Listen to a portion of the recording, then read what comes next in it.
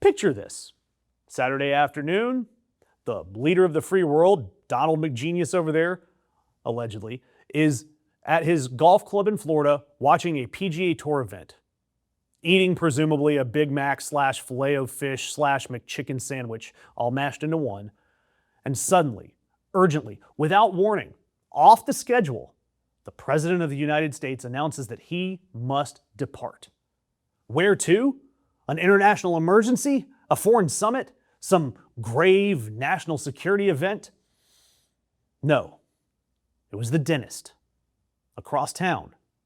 Because for the second time in 4 months, Donald Trump, who has a dental clinic inside the White House that other presidents have indeed used, including Joe Biden for a root canal, chose to leave his vacation and drive to a private local dentist on a Saturday, unscheduled, not announced, and totally not normal. I mean, what exactly is going on with this man's mouth, other than it being shaped like the view your cat gives you when they walk away? Ugh. I mean, look, we've heard about Donald Dumpy Pants claiming that he only works out 1 minute a day and all of that. It's just part of one big pattern, a cover-up, myth building. It's all about the absolute parade of nonsense that we are being fed about the physical condition of the man holding the nuclear codes. So what exactly happened last weekend on Saturday, May 2nd?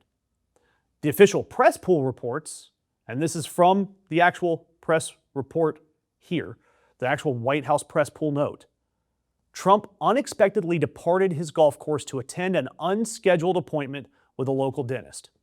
And again, the White House has its own dentistry clinic on site for free, staffed by people who actually work for the United States government and presumably have read the president's medical history.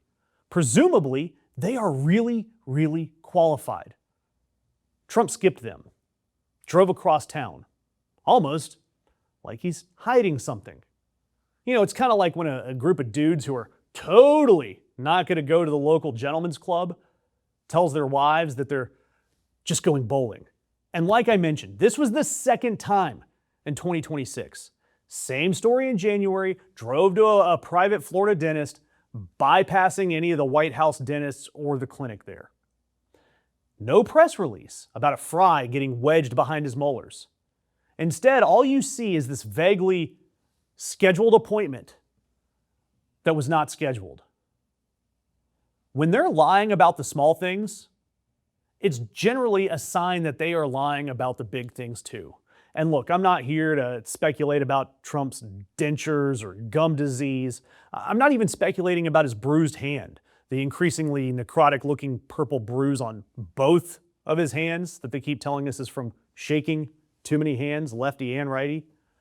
I'm not speculating about his compression socks or the 325 milligrams of aspirin a day, or even speculating about the reports of him falling asleep in the Oval Office during meetings. We've seen the videos, or the increasingly slurred speech at rallies. I'm not speculating. Instead, all I'm doing is describing what's in the public record. You can see it with your own eyes. And the public record, well, the public sees it. Because again, 59% of Americans say that Donald Trump doesn't have the mental sharpness to do the job. 55% say that he's not in physical condition good enough to do the job. That's up 10 points from 6 months ago. The American people are watching this man, and the American people are going, yeah, we noticed. Skipping the White House dentist on a Saturday is not subtle. Skipping it twice in a year, that's a pattern. And you know, here's the whole point. The dental visit by itself is small. Who cares? Guy went to a dentist, maybe lied about it, so what? But this is the same guy that on May the 4th at the White House Small Business Summit, Donald Trump decided he needed a moment to prove to America that his brain and his fitness were fine. And how did he prove it? By bragging out loud in front of God and the 130 small business owners about correctly identifying a squirrel. Like Doug the dog in Up. Squirrel. Trump said of his assessment, the first question's very easy. You have a lion, a bear, an alligator, and what's another good, a squirrel? Which is the squirrel? That's the President of the United States, the most powerful man in the world, walking us through how he was able to look at a list containing various animals and successfully identifying a squirrel. He then said that a doctor told him that it was the first time he's ever seen anyone get all of the questions right. You know, the first question is very easy, and they always show the first question is, you have a lion, a bear, an alligator, and what's another good? A squirrel, okay? Which is the squirrel?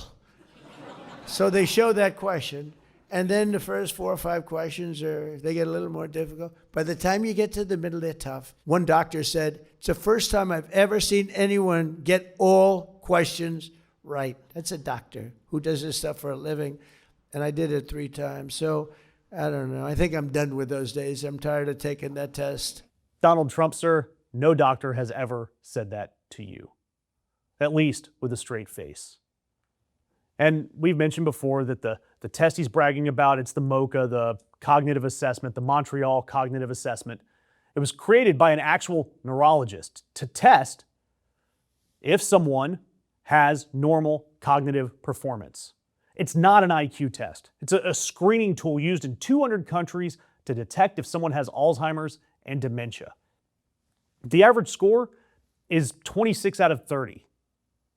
About 10% of people Donald Trump's age get a perfect score. Acing the MOCA, if he indeed aced it, is the cognitive equivalent of clearing TSA without getting a freedom frisk. You're not impressing anyone. You just didn't fail. And the fact that this man keeps bringing up this screening test unprompted year after year after year is like a kid showing up and going, Mom, look at my participation trophy. And it says a whole lot about Donald Trump. Healthy people don't volunteer that they passed a dementia screening. Healthy people go on with their lives. Healthy people don't lie about going to the dentist.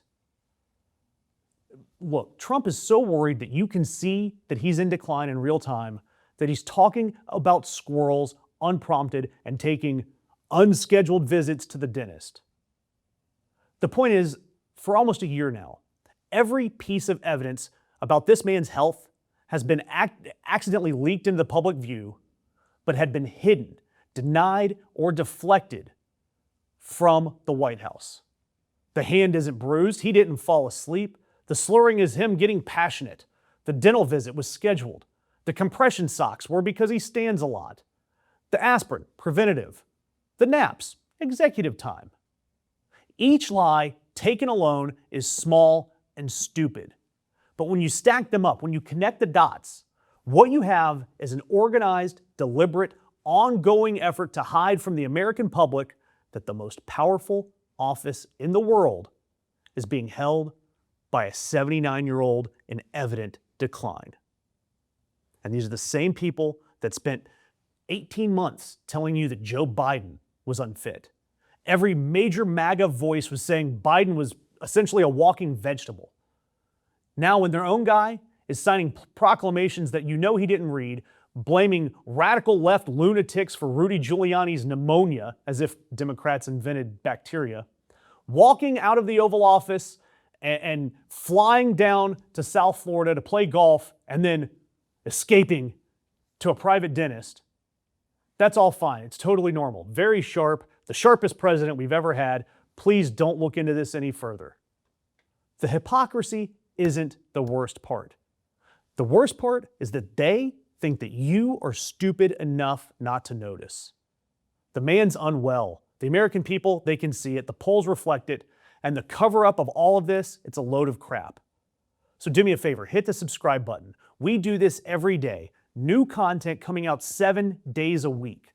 Because I spend way too much time looking at photos of Trump's rotting flesh so that you don't have to.